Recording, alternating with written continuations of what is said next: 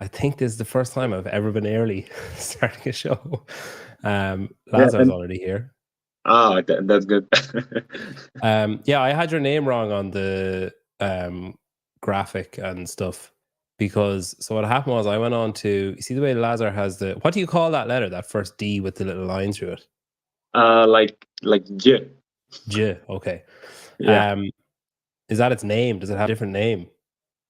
Yeah, that's the name of that letter. Okay, right. So I copied and pasted that from your games profile and then pasted it in, and I was like, right, I just assumed it worked because it showed up. And then Lazar messaged me today and was like, it's supposed to have a J, and I was like, I put the fucking special D in and it just didn't show up. Yeah. So I went back and changed it. Yeah, actually, like you can use it also as a letter like D and then J, and then basically that's like that one letter. Okay, so what language do you speak? Generally? Serbian. So is there a difference? Is it a Serbian alphabet then? Yeah, there is. Okay, and that's one of the Serbian letters, I guess. Yeah, that's one of those. Yeah, we have those few with the accents or whatever. Those small lines. Yeah. What's the C with the whatever line on top? Is that pronounced different than K? Yeah, that's pronounced Ch. Oh, fucking hell. Okay. Wow. Sounds like you're kind of just making it up as you go along. Yeah, this language sounds a lot like English to me. Yeah, I think they're just trying to make themselves seem special. So Serbia, you only recently returned to Serbia though, right? Weren't you living in the Middle East? Yes, but I was there for like last 2 years or 2 winters, I would say. I was in Middle East basically from October to I came home like beginning of March, end of February, beginning of March. The last 2 years you did the same thing?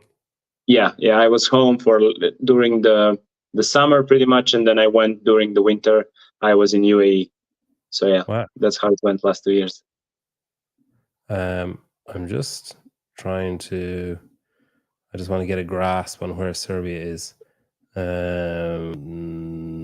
There. Okay. That's you there. Yes, exactly. Serbia.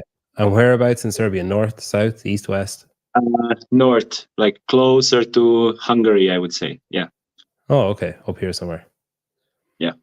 There's so many countries, not so much, but like if you showed me, say, like this general area on a map, like I'm from Europe, but if you showed me this general area on a map and said, hey, point out Kosovo, I'd just be like, I'm just going to like stab my finger at the map and hope for the best. Yeah, I don't, I'm just so the only reason I know Serbia because of you and Lazar, because we were in a group, Ireland were in a group with Serbia for European qualifications a couple of times. Yeah, that's true. Yeah, that's true. I remember. Like Branislav Ivanovic, he's from there, isn't he? And like I know, He was our captain for a long time for our national team. And then Suarez bit him, didn't he? Wasn't that Ivanovic? Yeah, that's his claim to fame. So when you moved to the Middle East, then whereabouts were you over there? Were you in like Saudi Arabia or? No, I was in United Arab Emirates. Okay, so over this way. Yeah, in Abu Dhabi. Okay, and did you so when you were living there, were you like based out of there and traveling all around that area, or just staying in Abu Dhabi? I was staying in Abu Dhabi most of the time, and I was maybe like 2 times a week. I was driving to Dubai to train there, meet up with some friends, or just do some training that I couldn't do in Abu Dhabi at the gym where I was at. And how different? I have no concept of what life is like in Abu Dhabi or Serbia. Is it like vastly different from where you were living before you moved over? Like when you landed there, were you like, "Oh fuck, this is totally different"? Oh, it was completely different. Especially like we are from, I would say, like a small town in Serbia, maybe around 30,000 people. Nothing crazy. We have one huge street and not not many things going on. And then like when you train, you're just pretty much in your backyard all the time, and you meet with some friends maybe once or twice a week for a coffee or something. So that not many things going on, not it's not crazy traffic, nothing like that. And then when I went to Abu Dhabi, and city is like what, 50 times bigger than what I was used to. Yeah, that was a bit different. And then of course the weather and like the buildings, sand, all of that. Sand. So you went there first 2 years ago. And then did you go there? So what year is that? 2022, I guess. Yeah, like beginning winter, of like winter actually 21. Yeah, no, winter of 2022 to 2023 that year. Okay. And then you did the same again 23 to 24. Yes, exactly. Okay. So when you went there 22 to 23, did you go there thinking, oh, I'm going to move over here for the winter and like enjoy myself and train in a better, like a warmer climate or whatever? Or did you just go for a visit and then stay? Honestly, I went once or twice before I moved to Dubai CrossFit Championship, and then I really liked it there. And then I went into kind of like searching, is there any more competitions like that over there? And then I find out there's many of them in the Middle East and in all those countries around, Kuwait, Saudi Arabia, Oman, all these small countries around. And I figured, oh, like CrossFit is really big here. And I really liked it when I was there in Dubai first 2 years. And then I did Dubai Championship in 2022. And then I figured, oh, there's one more competition in a month, and then one more in a month, and then one more in a month. And then I was thinking, like, why would I travel back and forth from Serbia to Middle East? Because the weather is so much different, especially in the winter in Serbia. We have snow, it's really cold. And in the Middle East, it's like 25 to 30 degrees. It's really warm, and the climate is so much different. And then I thought, okay, maybe I should try to see how can I stay for a bit longer, and figured, because I wanted to do all of these competitions, they looked really interesting, and then Really, that's how I went. really interesting, yeah. So that's how I went at first, just to compete. The competitions that are there, are they? Because like I don't want to misquote you, but I think I remember you saying in Madrid, like we met each other in Madrid, and I think I remember you saying that there could be just a random competition on a Saturday in like a mall where it's like, oh hey, it's rowing and burpees, and there's like $2,000 up for grabs, basically. Yes, exactly. There was like there's many challenges around over there. Literally like 2K row for time with some crazy prize money in a mall on a Sunday. And yeah, who's a lot putting up the money for it? Just the mall. I mean, I think that in the Middle East, in those, I would say, like richer countries, they are really trying to push fitness in, I would say, like in front, I would say, because there is a lot of, I think, obesity, a lot of people like not really moving around because in summers it's really hot, everybody's staying inside or just in the malls or just driving all day. So they I think, really trying to promote fitness, and that's how CrossFit became really popular over there. Is it like, so like when because I have it as the title of the episode, kind of tongue in cheek, but like I was talking to someone else and I said, oh, I think like Luka's basically one of the only actual professional CrossFit athletes. And he was saying, no, like what about like Vellner or Fakowski? And I was like, yeah, but they have like huge sponsors who back them and make up, and they both actually have jobs as it happens. But I don't think Brent does anymore, but they both, Pat works. But like you could solely survive off competition earnings of those like few months every year if you needed to. Yeah, I mean, that's what I was basically doing last 2 years, but I wouldn't say I'm like the only professional athlete. I think there is some athletes that also compete a lot during the year, but then there is also some athletes that I would say compete only twice a year, and most of the earnings they do is basically through Instagram. Yeah, they just do the game season, which is basically 2 live competitions a year, semifinals and the games, and that's it. But there is a lot of athletes that compete a lot in the off season. I think I went maybe to an extreme. Yeah, too extreme, but I don't have any, I would say, too big of a sponsors where I could just chill. I don't do anything for a year, and then just prepare for all these. I would say just like game season. So yeah, that's basically what was my job last 2 years. I was traveling around the world and competing. It's funny because an athlete, I won't name them, but an athlete who missed out on semi-finals recently messaged me and was like, oh no, they put up a thing on Instagram saying, oh, any big competitions. And I was like, you know who you need to talk to? Yeah, you need to message Luka because he'll know all. Actually, I had few athletes that missed out, that reached out to me, and they were like, "Hey, do you have any suggestion about the competitions? Is there any competition happening?" And I'm like, you know what? You need to do your own research.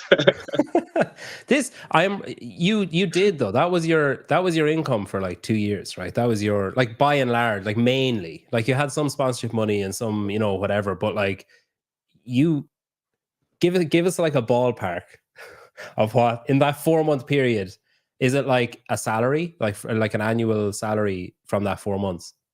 I mean, if we are looking at what would I be making if I was working in Serbia, then year of competing is what I would make basically in 5 years of work in Serbia.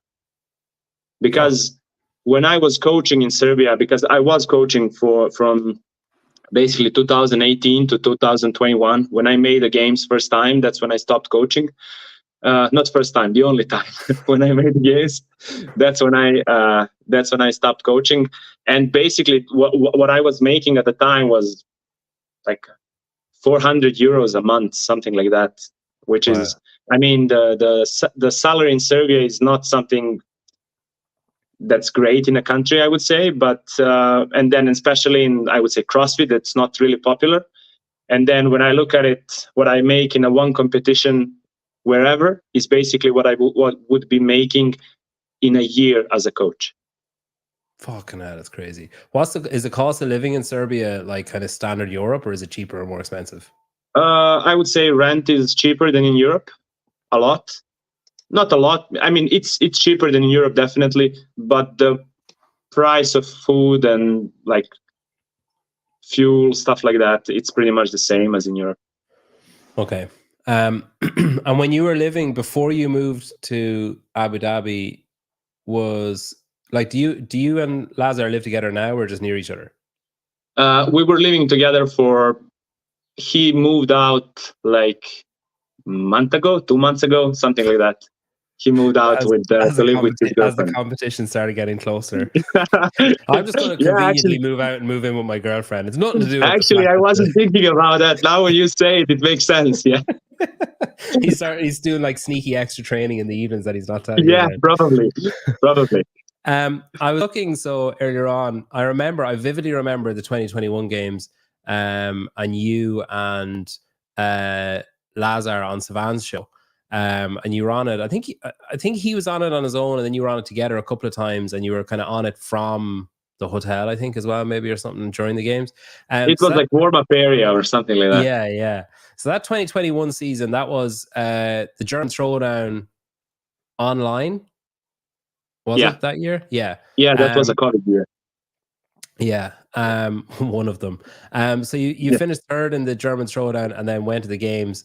But you have been doing, like, you hadn't been that long in the tooth, really, like 3 or 4 years doing it before that point. Who did you find it first, or did Lazar find it first? Lazar found it first. Lazar went to United States to work. There's like a work and travel, how you say, like work and travel, a visa kind of thing. Yeah, in university, and he went there to work as a lifeguard. And then one of his friends over there was doing CrossFit. He talked Lazar into doing CrossFit. Lazar started it, came back home.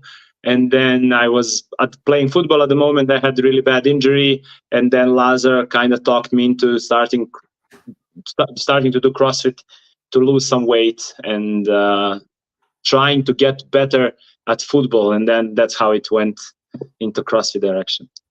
What position did you play in football? Striker. Okay. And what level were you at? I would say like I was semi-professional. Like I was playing third league in Serbia, which is league where like young talents play. Basically, like every team needs to have one player that's below age of 20. And Okay. usually that's the league from where you go to basically the first league. I mean, football in What Serbia is not crazy, but we are pretty. We have some solid teams. what was your hit rate like? So say appearances and goals. What was your best season? Oh, I had one really good season when I was playing for. It was under 18, I think. And in 15 games that we had in half of that, because we had 15 games in one part of the season, then 15 games in another, and I scored 35 goals in 15 games. That's pretty good. Fucking hell. Okay, so a few hat tricks thrown in as well. Yeah, Like, a few of them. just, Yeah. wow. Okay. But I was also penalty taker and free kick taker and all of that. So that you don't tell that bit. You just say like, yeah, 35 and 15, man. And then so like at that point, was that your plan? Was it just go keep playing football, make it professional, and that was your career basically? Since I started playing football when I was 7 years old, and since then there was nothing else in my life that interested me. And Lazar can tell you that, anyone who knows me, like I didn't care about the school, I didn't care about anything else. It was just football and nothing else. Even when I had like bad grades in school, my parents would just say, "Hey, you can't go to training if you don't have good grades." And then I had amazing grades just so that I can train football, and that was the only thing I cared about. And then, so what injury did you get? What was the? I broke my like that small bone on side of your, like it's called fibula bone, that's connecting together to your ankle. Yeah. So I basically broke my ankle and that bone, like it was like it broke like a bit on the side. Lovely. But it was pretty bad because it's like the spot where it can't heal quickly. So that was like 3 months of how you say when your leg is in like in a boot or in a cast or whatever. Was that from rolling it, like from going over on your ankle? Yeah, it's from a tackle. I basically tackled from a ball, and then the defender, instead of like he was running to kick the ball, instead of kicking the ball, he kicked my ankle, and then my foot just rolled over on the side accidentally. And so he comes back talking about CrossFit. I can fucking picture that. Oh, Luka, you need to just like, you're just like, fuck off, Lazar, I'm not interested.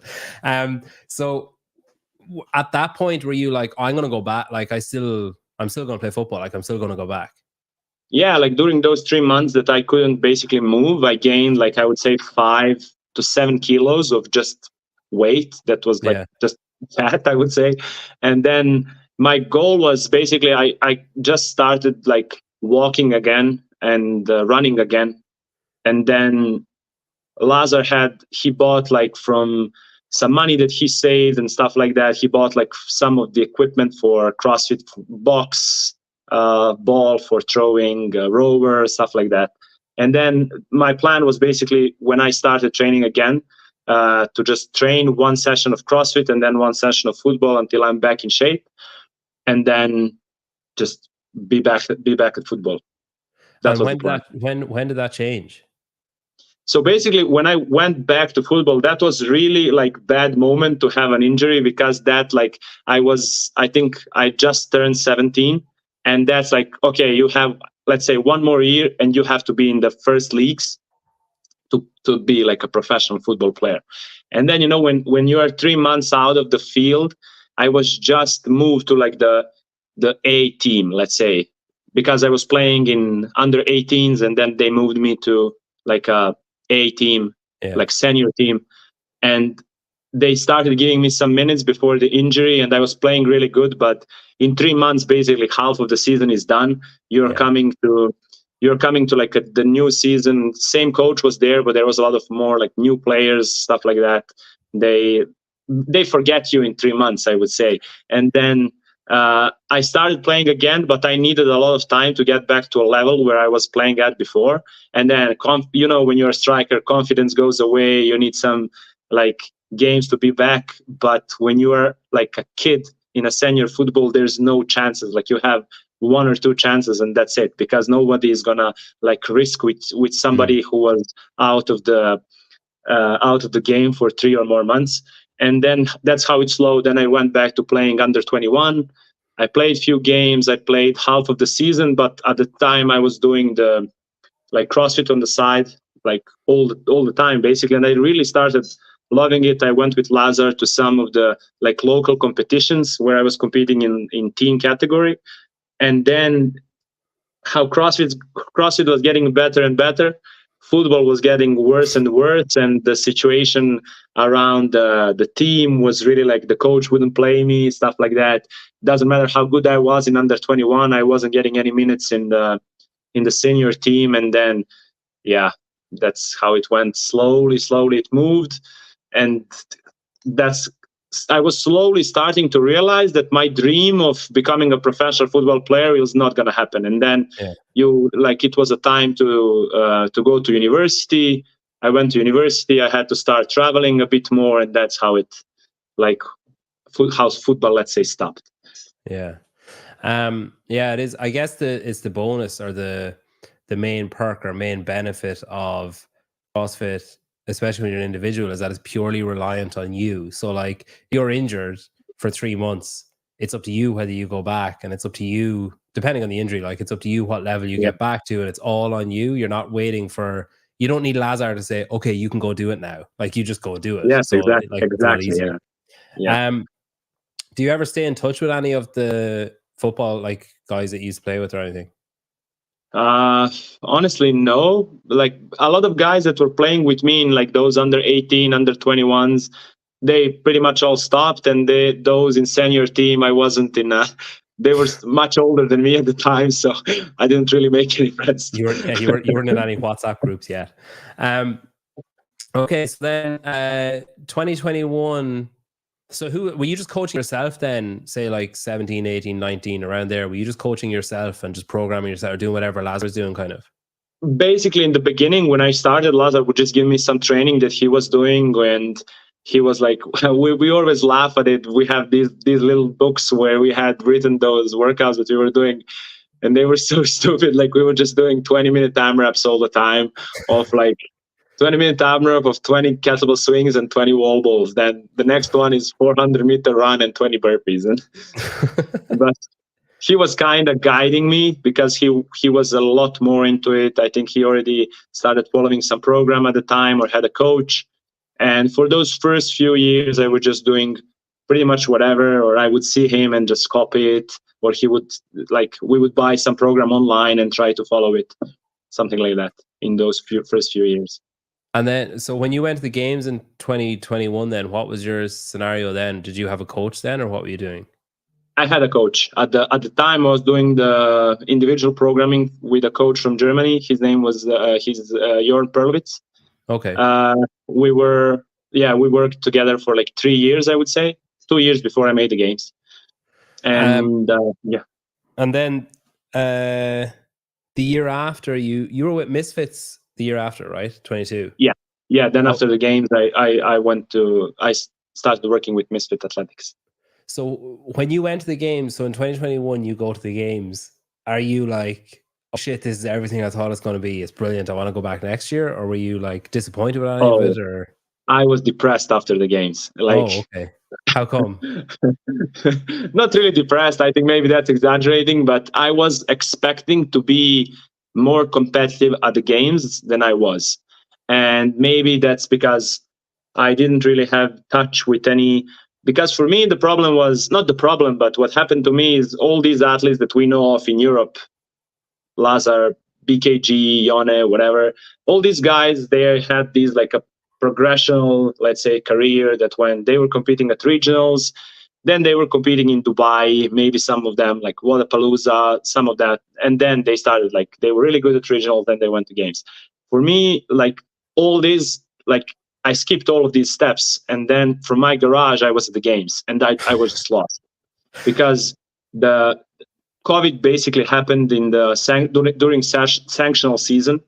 I was planning to do many of these competitions. I like all of them: Dubai, Madrid Championship, French Throwdown, German Throwdown. Yeah, because like not only that back then it was the way to qualify for the games, but also for experience. Because basically I never competed at the high level competition before the games. I was never at Dubai. I was never at Wodapalooza. None of these competitions. And then COVID happened. All of these competitions got shut down. I was training in my garage for a year. I improved so much, but I didn't have anywhere to like see where I'm at, how good am I, like compare myself to those big names that I basically never seen before. And then we had online semifinals. Next thing I know, I'm walking out in Colosseum. And then I'm like, oh, how did this happen? Because I was basically watching games for 5 years and like those yearly movies that they were making. And then next thing I know, oh my God, I'm next to some of these athletes that I was watching in a movie. So when you finished then, you finished like 29th.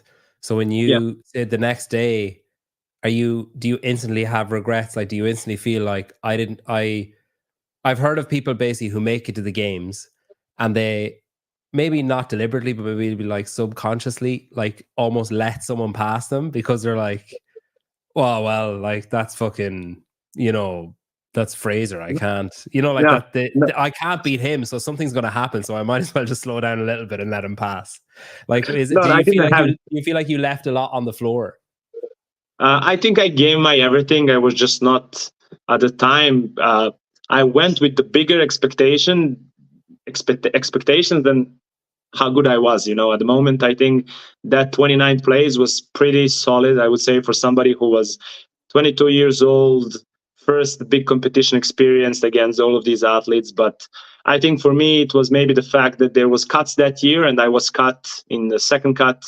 So that's kind of stung a little bit, the fact that I was cut, and maybe I was expecting a bit higher finish.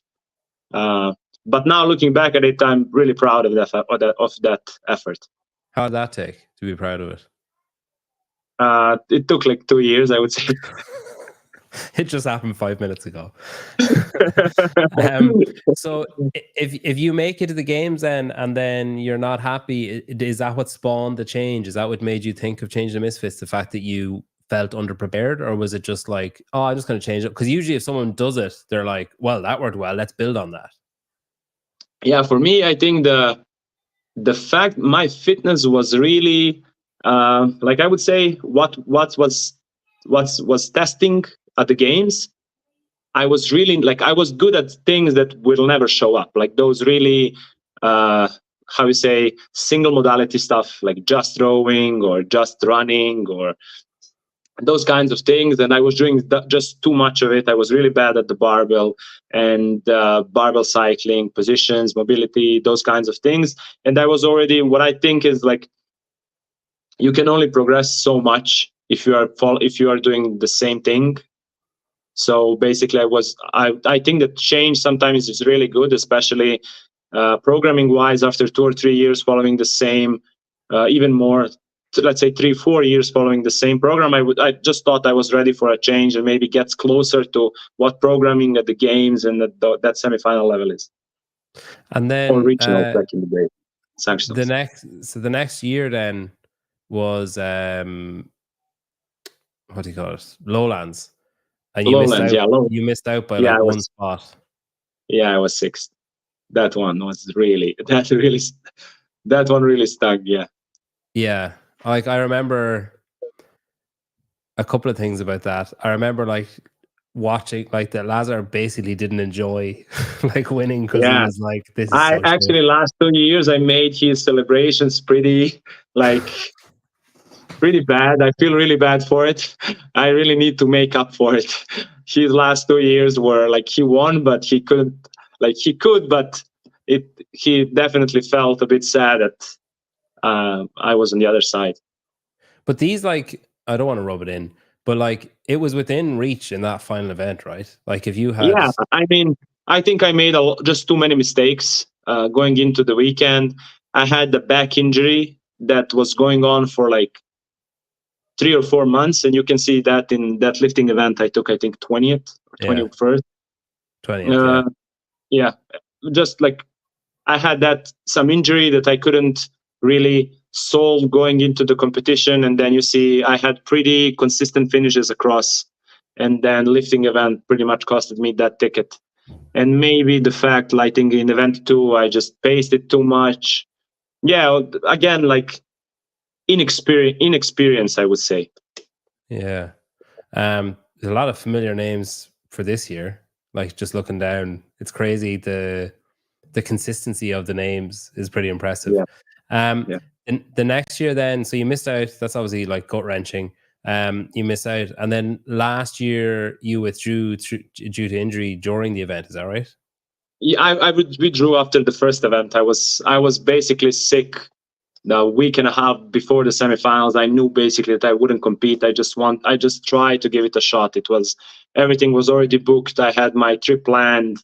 I couldn't cancel on anything. I got extremely sick, like let's say 10 days before the event, and I was like, the day before boarding a flight, I was on IV because I couldn't eat anything for like 5 days. I was throwing up left and right. I had temperature like 41 degrees. I had this, like, I don't know what it was. Was it COVID? Was it some wild flu or whatever? A lot of people said I withdrew because I couldn't do rock ring muscle ups and I was not fit. But yeah, that was just like, I just couldn't do anything that year. And it was really bad because after like 6th place in Lowlands, basically the whole year, what I was thinking is just, I want to go back to the semifinals and I want to qualify for the games because I really want to show. And I knew I built up some confidence. I competed. I showed up at a few big stages and had some solid results in Dubai, in Madrid 2 years, at French Throwdown, some of those competitions. I won German Throwdown and like some of the bigger competitions, let's say in Europe. And I knew I belong. But yeah, that was really hard pill to swallow when I basically 7 days before semifinals, I came to like realization, look, like you're probably not even, like doctor told me like you can go, but like 99% of the chance, like you will not be able to compete. And somehow I survived.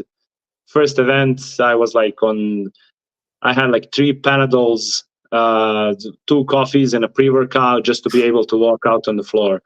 And then warming up for the event too, I just had my nose started bleeding. And I think some people saw me during the preparation phase, and then they saw me in Berlin, and they're like, what happened to you? Like I literally lost 7 kilos in that 10 days leading up to the semifinals because my body was just destroyed. Yeah, I think if your nose starts bleeding, it's probably time to call it quits. Yeah, you're probably on a low ebb. So like obviously with football, you're waiting for your chance and you're kind of reliant on, like, it sounds kind of shit, but you're relying on someone getting injured, or you're relying on someone like having a shit month, or like, just fucking booting the ball into the rosette or whatever. Yeah. In CrossFit, like we talked about, it's all just purely reliant on you. Like, does that make it harder then when something like that happens? Was last year more difficult to swallow than the year before, when you felt ready and you felt like, oh, I'm good to go, and I want to redeem myself from last year and I want to go back again, and then it's not even because you performed badly, it's like you couldn't even do it? Yeah, I couldn't honestly, I couldn't believe it for 2 weeks. Like for 2 weeks I was waiting to wake up. Like it was, for me, it felt like there's no way that this happens to me. Like to be at the games at 22, and then when nobody was even expecting or knew me or whatever, and then when people were predicting me to go to the games or whatever, when I was feeling ready to go to the games, I missed out by a spot. And then next year I'm like, okay, this is gonna be a cool story. I trained full year for this competition, and then I just got sick, and I was like, there's no way this is happening. So yeah. Were you still with Misfits then? Yeah. And you're with Underdogs now, right? Yeah. Yes, since December. Okay. And why Underdogs, or why? Because is it Kiefer's your kind of touch point there? Yeah. So why him and why Underdogs?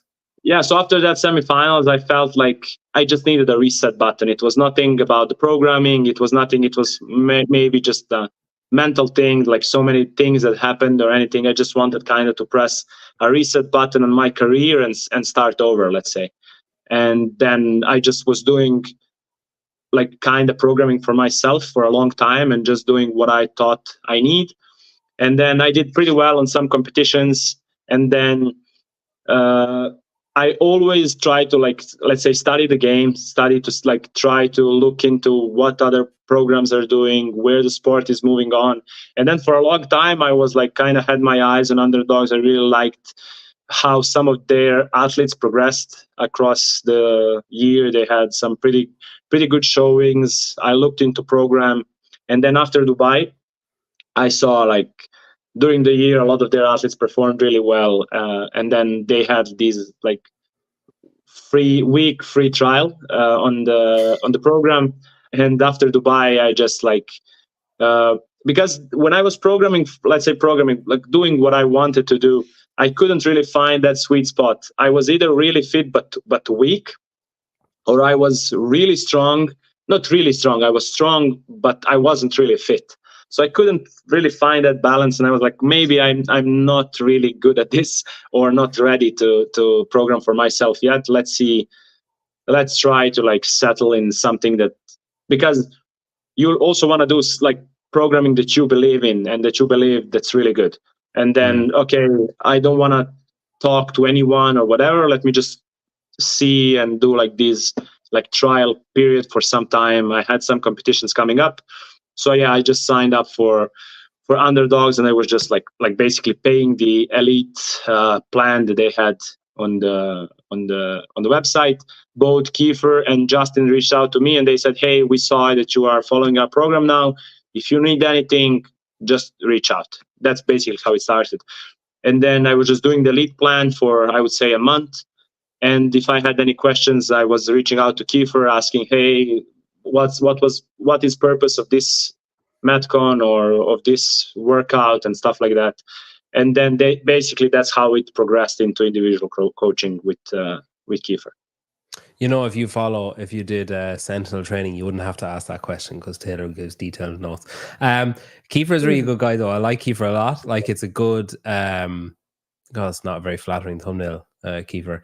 I like his approach to act, like him and Justin. They're very, they complement each other very well. A bit of a yin yang. Like, Kiefer's quite calm. He'll stand with his arms folded and watch, like, you know, more or less in this stance from a distance, whereas Justin is like screaming in your face with like spit flying and, you know, like vein like about to burst out of his forehead or whatever. But they seem to have a great dynamic working together. When you think of Underdog, or even just like say Kiefer specifically, and you compare him to other coaches that you have or other coaches that you see, is there something in him as a coach that like particularly works well with you, do you think? Like, does he trust you more, or is he more hands-on, or like what is it about the relationship that works well? I really like he's really dedicated. It's not like I like a relationship with a coach where if I like, first of all, for me, honestly, I need a coach that also supports the way I see this sport and the way I want to like live my life as an athlete. Because there is a lot of coaches in the space that they just prioritize the game season, and they don't really care about anything else. So that was the first thing when I had a call with him and we talked about it.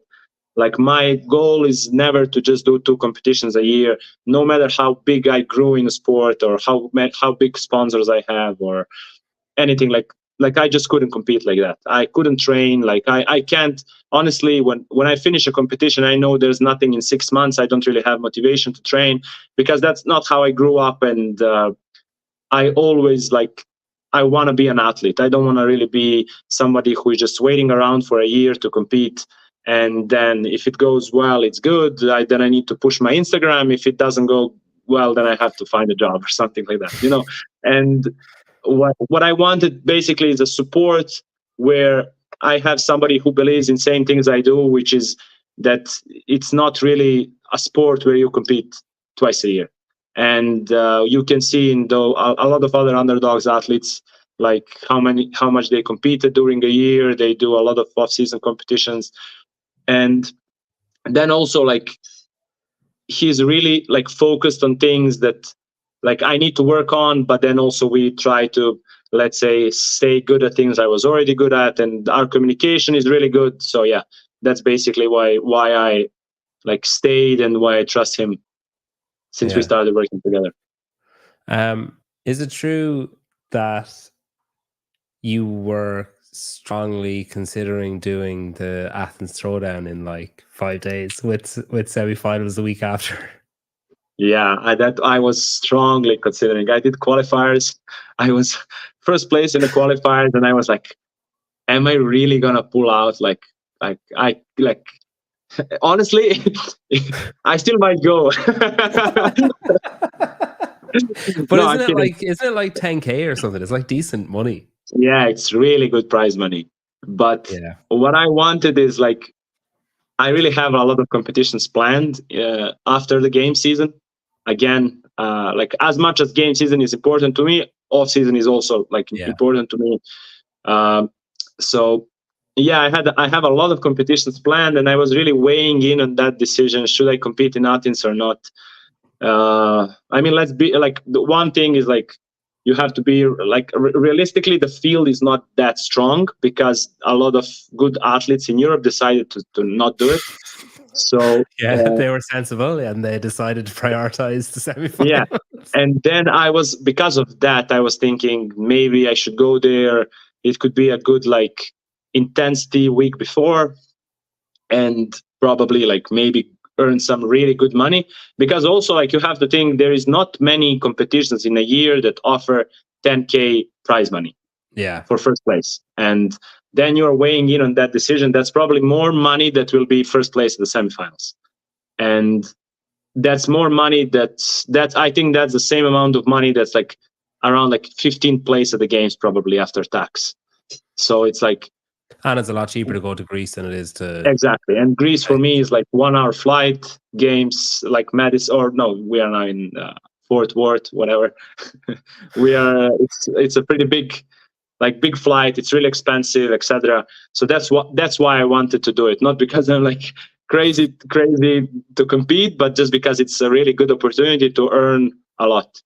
But then I like weighing on that decision, talk to Kiefer, and then I was like, yeah. What was his response when you said like, hey, First he thought that it's week after the semifinals, and he's like, maybe we should do it.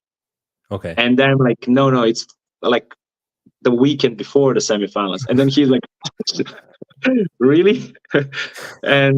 But honestly, like with what happened last 2 years, so many what ifs and what could happen. What could happen if I was healthy? What could happen if I paced whatever event? Like I was just, honestly, like I'm really happy with how my last 2 years went apart from the game season. And then I'm like, okay, I think I'm ready and kind of like settled in I think I'm in a really good shape. I'm healthy. This year was the best training like this last few months. I would say since December is definitely the best training I ever did. I never had any knocking in the wood, any issues, no injuries. I was healthy all these months. And then I'm like, maybe me and people around me like deserve to see like this Luka that won some of these competitions, which I thought I was really fit and I was really good. And I beat some of the athletes that were at the games and that qualified from Europe semifinals.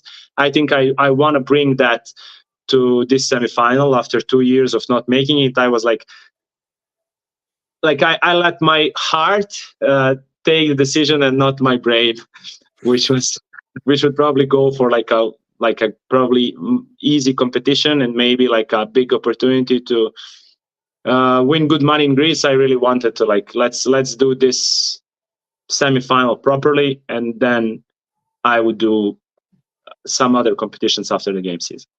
Yeah, I think like it is sensible, because I think, as you say, if you've had 2 years of almost and what ifs, you might as well have 1 year of like, let's just go all in for the month, see what, like you've obviously gone all in from December, but as in like, let's dedicate like May to just the semifinals and see what happens when I just focus on that and nothing else. Because I was thinking like there is also like a huge, maybe I go to Athens, win the competition, but catch a virus, or maybe like like strain your shoulder or anything like that. Then you have to travel from Athens to France.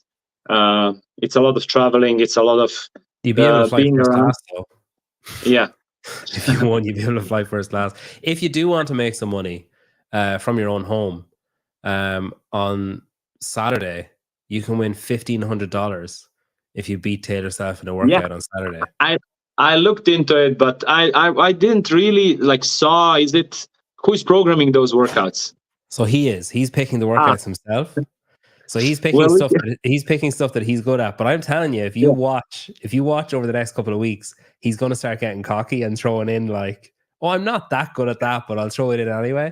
So if you do, so it was $500 the first week, and the first week was what was the first week? Rope climbs, and double kettlebell. Yeah, I saw last week was rowing, burpee, box get overs, and bar muscle ups, right? Yeah, and it was a high box, like a 40-inch box or something. But the thing for us in Europe, it's the time of streaming is not really ideal, but because it's not bad. I think it's like 7 p.m. It was 7 p.m. I think your time, but I actually think it's going to be earlier. Yeah, I think they should wait a bit earlier this week. So I think it's going to be like 9 a.m. Or I think like 9 a.m. Pacific time, which is like 5 p.m. for me, so 6 p.m. for you. So that's doable. Yeah, you just have to be at your gym, basically. Yeah, which I usually am. Yeah. And, I looked into it. But now when the workouts are out, and when I decided to not go to Athens, I would probably skip trying to beat Taylor and risk anything before semifinals. Fair. But if nobody beats him, that's the thing. It's going to get crazy because if nobody beats him, there's $500 out of every week. So like, I saw. But he's also pretty fit, dude. Like you can't take that away from him. So I'm also like, if I am deciding to skip Athens Throwdown, which is almost 10K first place, I'm just not doing anything until semifinals. Yeah, that's fair. After semifinals, though, you can win, and then you'll pay for. Like, I hope it goes on for more, and then. Oh, I'm willing to bet it goes up to. I would not be surprised it went up to like $10,000 or something. Yeah. But yeah, it's pretty crazy. It's a good concept too, and it's so plus $500 every week. It's nuts. And what's starting to happen is like $500, people are like, ooh, like what's this?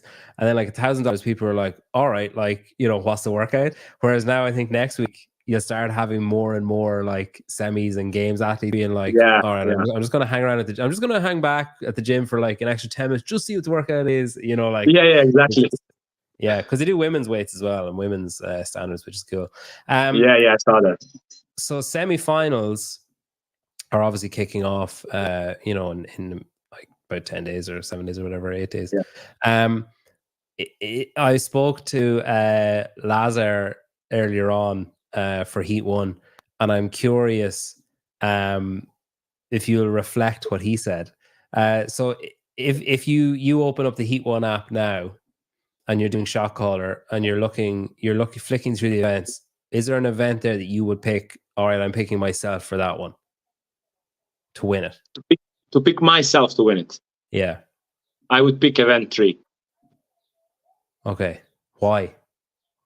I just think that's the workout. If I wrote the workout for myself, that would be exactly that. Interesting. Yeah, that's just like with what I was working on before, I was really good runner, but I was, let's say, really weak. So let's say I think I'm not as no, I just like, I think that just combination of the movements, what's getting tested there. There was many legless rope climb workouts that I did against the really good field in Dubai in semifinals 2 years in a row, and some competitions around. The legless rope climbs are really the strength of mine, box jump overs as well, and then bike is there just to make you tired for all of that. So yeah, I just think that the workout at the moment is the one that suits me the best out of the 6 events. But I can say that I don't like all of them. This one is just what I think I have the biggest chance of winning. So when I asked Lazar for himself, he said one of the first 3. So he's like, workout number 1, he said, it's fine. It's a running workout, was what he said. So he's like, I like to run, like Forrest Gump. And then he said the second one, he was like, that's very like the workout that I won in Dubai. Confident in that. And then he said, basically the same as you said. He said, workout number 3 is basically my workout. Like he was like, I was programming for myself. That's what I program. And And then the only one he conceded defeat on 2, basically. So he said, Braun is winning event 5. He's like, I'm not. Like, he's like, let's just call a spade a spade. And then he said, event 6, he said, don't pick me for that one because hopefully I'll have qualified and I'm just going to cruise through that. Yes. Like, yes, because event 6, you don't know. You never know, because if you're in a good position, you will not be willing to hurt as much as somebody who is in 11th or 12th spot if 10 people is going. So, yeah. But for me, I think, honestly, event 3 is something I'm looking forward the most. But also, I think some of the other events there that wouldn't before be good for me, I think will be really good for me. I think I improved a lot across the board. There's not anymore those peaks of values that were there before, where I would place first but then last, or whatever, like top 3 and then 20th as it was in lowlands. I just think that I moved a lot of those pieces closer to each other. Maybe there would be like few points that will get sacrificed from not first but fourth, but then that 20th will come closer to top 5. And then that's why I think just across the board, the workouts, I really like them, but event 3 is something that I think I will, going into event 3, I will go into event 3 to win it. Definitely. Oh, that's cool. I love hearing shit like that. Like someone saying, I'm going to win that event. Watching you and Lazar, so like I would classify you two as like incredibly close as brothers go. You spend a lot of time together, you train together, there's from the outside looking in, I guess, prior to seeing you guys in Madrid, I was of the train of thought, or the school of thought of, okay, they're brothers. Oh, fine. Like, I have a brother, I'm not that close to him. I was just like, okay, they're brothers who do the same sport. That's cool. But watching you two in Madrid, it was remarkable how, like, there was one event, the lifting event in particular, you were like shouting across the floor at each other on the floor what weight each other needed to do, so that, because he was in first, I think, or second, and you were in fourth, and he was trying to get you to leapfrog Travis into third. And what did you need to put on the bar? What did he need to put on the bar so that both of you could and he could come between? And I was like, how the fuck are they doing this maths across? But it's like most athletes, even their training partner or whoever, they couldn't give a shit. Like, once it's 3, 2, 1, go, it's like, right, you do your thing and I'll do mine. But you seem to have, like, after every event going upstairs, you two are constantly talking of, oh, well, I did this so that you wouldn't have to do this, and then blah, blah, blah. Is that like, and throughout the year, is that your relationship all the time, or was that specific to Madrid? I think it is, because even now when we are testing events, we were like, one of us will test the event, tell everything to the other. Like, look, I did this, my time was this is how I paced it, this is what I think I did good, this is what I didn't think I did bad. And then but basically, when you think about it, at the end of the day, both of us will do the best he can. Like, when we are on the floor, we can try to help each other, whatever, like in the warm-up area or whatever. But when you're on the floor, both of us will just do the best we can. But those informations and those like things we share between each other, that some of the athletes like try to keep close to their chest. Because if I tell Lazar everything that I did in the workout and he tells me everything that he did in a workout, that's basically if we tested the same workout twice. But we did it once. And then for me, like, the family is something that's really, really important to me. Like, that's how we grow up. Like, we really try to, like, the CrossFit will never be as important to me as the family is. That's how it's for me. And then if that means that, like, I will try to keep my relationship with him as healthy as possible, even though we are like sometimes direct competitors. Like, you will see probably in semifinals, a lot of workouts that are good for Lazar are good for me as well. And maybe we will have some good races. But at the end of the day, it's just sport. It's like, for me, it's the sport. It's my job. It's not something that I saw some of the other brothers across the sport or whatever that are not as close as we are. And I'm like, what are you guys doing? Like, how can CrossFit be more important to me than, because CrossFit will go for some time. Like, when I'm 35, I'll probably be done, or maybe a little bit more. But I have another 60, hopefully 50 years of hanging out with my brother. So it can never, like, of course, sometimes it sucks if I lose the workout to him. Even more if I lose the workout to somebody else. But that's the even bigger fun in it. And I think, especially for me, it was so much easier for me coming into sport because I had Lazar, who had already some amazing results. He was kind of setting up the, how you say, like the road for me that I just needed to follow. Of course, I had to do my work, but I had somebody next to me to see, okay, this is what it takes to be at the biggest level of this sport. And I will always be grateful for that. And then it's like, yeah, it just will never you ask me, it will never come to the point where I'll be like, oh, I will not talk to him during the competition or whatever. If you're both lunging towards the finish line in event 6 and whoever crosses the line gets the last spot? I mean, both of us will lunge and see what happens. Like, then, you're not going to slow down, though. You literally made like the worst case scenario.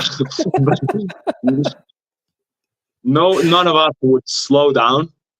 You wouldn't be on your, coming up to your third last lunge and looking over and going like, remember my last 2 years, Lazar? Like waiting for him to slow down. No, but if I have to slow, but I mean, yeah, it's like, if we are lunging, like if it's a competition between us and it's directly for the spot, we would definitely compete. I mean, we would never like weigh in on a. But I hope, I'm almost sure that we will not be fighting for the last spot. I mean, hopefully, who knows? Yeah, you might be fighting for the first spot. I hope so. That's something. We got a big. That's something. A big jump in viewership there. Sousa has obviously finished his show and he's sending people over. It's always unfortunate when you clash with someone else's timing. I don't know what this is in relation to, but maybe you do. How did Luka like the jump rope variation? I don't know what that's about. The double under one, the double under workout, or I don't know. How did Luka like the jump rope variation?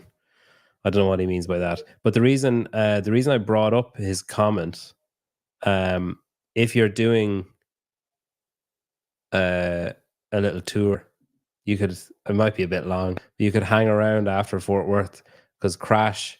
Yeah, I know. I follow Crash. I know JR. I mean, I don't know him personally, but I try to follow the podcast that he was on, and I was following the Crash last year. Yeah. I think it's amazing competition. It's only that it's a bit far. So I had kind of similar prize money competitions in Europe at the time. So that's why I decided. But maybe if the calendar goes like that I can compete, I would definitely look into it. But if he thinks about the double under workout, I like it. You like it, okay. He's going to give out to me now for not knowing what he's talking about, but fucking hell, I'm not a mind reader.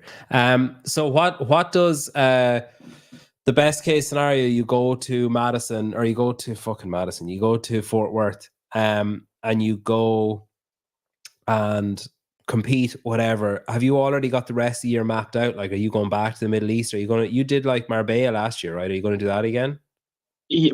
I have most of the off season already planned. Let's go. Like, I try to look like at the competition one by one, but after the games, we have a really big competition coming up in Serbia with a lot of games outlets. Oh, the Belgrade. Yeah, Belgrade games. That one will be the focus after the game season. And then there is a lot of competitions in October, November, December. Okay. I will try to repeat most of the competitions I did last year, which is Marbella Championship, Bilbao, which was in Basque Throwdown, basically. That one. Competitions in Middle East will be in January and February. So I'll again try to do that. And this year, I will look into maybe doing Wodapalooza in September. That's something that was on my calendar for a long time. And now with Underdogs being really close to like this new venue of Wodapalooza, I might go there for like a training camp and then do Wodapalooza. That's something that I always wanted to do. But yeah, honestly, if you ask me, my goal would be just to replicate the last year plus the games. plus crash. Yeah, okay, that's cool. I like it. Sorry. So he's obviously behind because he's replying to things that I've said now. So the Madrid, you had some double unders and then the lift, wasn't that it? It was like, I liked it because in the end it turned out good for me. But if you ask me if that was a good test, it was not.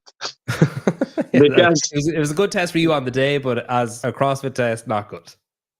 Yeah, because they could do what they wanted to accomplish. They could accomplish that with a heavy rope, and it would be funny, like better to watch. Oh, wasn't it the fucking bar? The adaptive rope, basically. It would be better to watch. A lot of good athletes lost points there, but I took like me and Lance were tied for first. He got it on a tie break, but that was the best lifting finish ever for me. So that was good. That's funny. Okay, well, look, I won't keep it. I know it's getting kind of late there, and I promised I'd let you go to bed on time. Thank you for coming on. It's been great getting to know you. I was kind of chatting with Lazar the other day, and I said, and hopefully I'm right, I really think this is your year because you seem like happier, more focused and stuff, and I just think Kiefer's a great influence as well. So hopefully stars align, everything goes exactly the way it's supposed to go. I think you deserve it after the last couple of years, just a bit of a shit show around this time of year. So hopefully things all just go to plan, and we get to see you in Texas. That'll be epic.